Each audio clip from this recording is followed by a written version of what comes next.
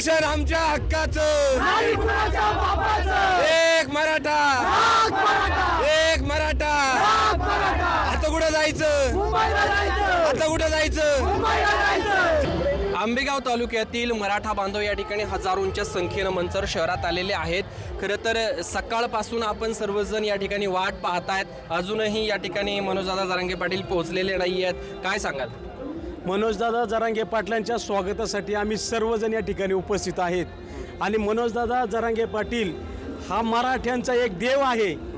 या पद्धतीनेच आम्ही आमच्या भावना आहेत त्यांचं स्वागत करण्यासाठी या ठिकाणी सकाळपासून उपस्थित आहे. आमच्या पिंपळगावच्या सर्व ग्रामस्थांच्या वतीने आंदोलकांसाठी नाश्त्याची देखील व्यवस्था, बेळीचे पुढे आम्ही इथं एक पिकअपभर सकाळपासून सर्व कार्यकर्त्यांनी ग्रामस्थांनी वाटलेले आहेत. तर मराठा समाजाला न्याय द्यायचं, सगळे सोयरे असतील, ज्या माणसांना कुणबीचा दाखला भेटेल ते सर्व शिक्षणासाठी फायदेशीर ठरेल.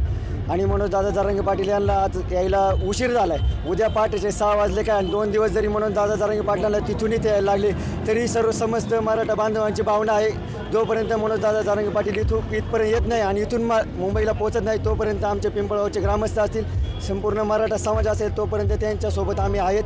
आणि मनोजदादा जरांगे पाटील यांच्या लढ्याला 100% यश आल्याशिवाय राहणार नाही. आणि मराठा समाजाला नक्कीच लवकरात लवकर आरक्षण भेटेल अशी आम्हाला खात्री आहे. खरं तर दादा आपण पाहतो की मुख्यमंत्री देवेंद्रजी फडणवीस असतील आणि 2 उपमुख्यमंत्री यांची या आरक्षणामध्ये सगळ्यात महत्त्वाची एक निर्णायक भूमिका असणार आहे. यांच्या निर्णयाकडे तुम्ही कसं पाहता किंवा त्यांनी काय भूमिका घेणं अपेक्षित आहे, काय वाटतं? 100% गेले 40 ते 45 वर्ष मराठा समाजाचा प्रश्न ऐरणीवर पडलेला आहे. आणि इथून मागे भरपूर सरकार आली आणि गेली, पण हे सरकार फक्त जातीय राजकारणावर चालते. पण खऱ्या अर्थानं आज मराठा समाज यांना खऱ्या अर्थानं आरक्षणाची खरंच गरज आहे. आणि आता राज्याचे मुख्यमंत्री असतील, उपमुख्यमंत्री असतील, यांना पंढरपूरच्या पांडुरंगाने अक्कल द्यावी आणि आमच्या मराठा समाजाला यावेळेस आरक्षण द्यावं.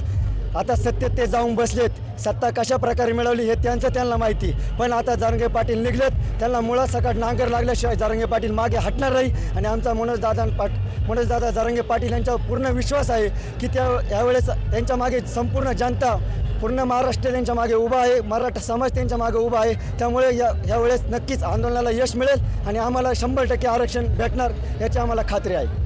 खरं तर 100% आरक्षण भेटणार अशी अपेक्षा या ठिकाणी आंबेगाव तालुक्यातील या सगळ्या मराठा तरुणांकडून या ठिकाणी व्यक्त होताना दिसते. माझ्यासोबत आणखी काही ज्येष्ठ मराठा बांधव आहेत, त्यांच्याशी आपण बातचीत करूयात. कसं पाहता हे जरांगे पाटील साहेबांच्या मराठा आंदोलनाकडे, काय सांगाल? जरांगे पाटील हे देव माणूस आहेत. त्यांना वाशीमध्ये ज्यावेळेस त्यांचा हे गेलेलं मोर्चा, त्यावेळेस अजित पवार मुख्यमंत्री, उपमुख्यमंत्री एकनाथ शिंदे, फडणवीस यांनी ज्या टेबलवर बोलले ते तुमच्या माईकवर सुद्धा, तुमच्या रेकॉर्डला सुद्धा आहे. एकनाथ शिंदे म्हणतो आपल्याला काय बोलून मोकळं व्हायचं. फडणवीस बोलतात माईक बंद आहे, माईक चालू आहे. अजित पवार बोलतात ऐकू येतं. म्हणजे अशा लबाड्या करतात हे लोक, ते जनतेचा एवढा विश्वासात करतात. यांना देवेंद्र आपले मनोजदादा जरांगे पाटील महाराष्ट्राच्या तमाम जनतेच्या वटणीवरच आणणार. पण प्रश्न पुन्हा इथे एक उपस्थित होतो. मागच्या वेळेस जे आंदोलन झालं त्यावेळेस मनोजदादा जरांगे पाटील जे आहेत त्यांना खाली हात माघारी यावं लागलं आणि आता ते पुन्हा निघालेले आहेत. उद्याचा दिवस हा खरं तर फार निर्णायक असणार आहे. तर उद्या जर का त्यांनी नमती भूमिका घेतली, सरकारनं काय आश्वासने दिली, नमती भूमिका घेतली तर पुन्हा बेचे पाडे 55 होऊ शकतात. याबद्दल काय वाटतं? पाटील साहेबांनी सरळ सांगितलेलं आहे आता आरक्षण घेऊनच येणार.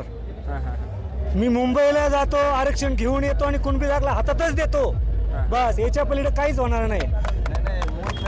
मूळ प्रश्न हाच आहे. ते म्हणजे पाठीमाग आले नाही मोकळे. म्हणून जरांगे पाटील जे मुंबईवरून पाठीमागे आले ना, ते पाठीमाग मोकळे आले नाही. त्यांनी जनजागृती केली, समाजामध्ये जागृती दाखवली की मराठ्याला गरज आहे. जे पाठीमागच्या पिढीने 10 पिढ्यांनी जे काय गमवलं ते आपल्याला अस्तित्वात करायला पाहिजे आणि येणाऱ्या पिढीला मिळालं पाहिजे. म्हणून पाटील लढत आहेत आणि त्याला समाजाने पुढे गेलं पाहिजे.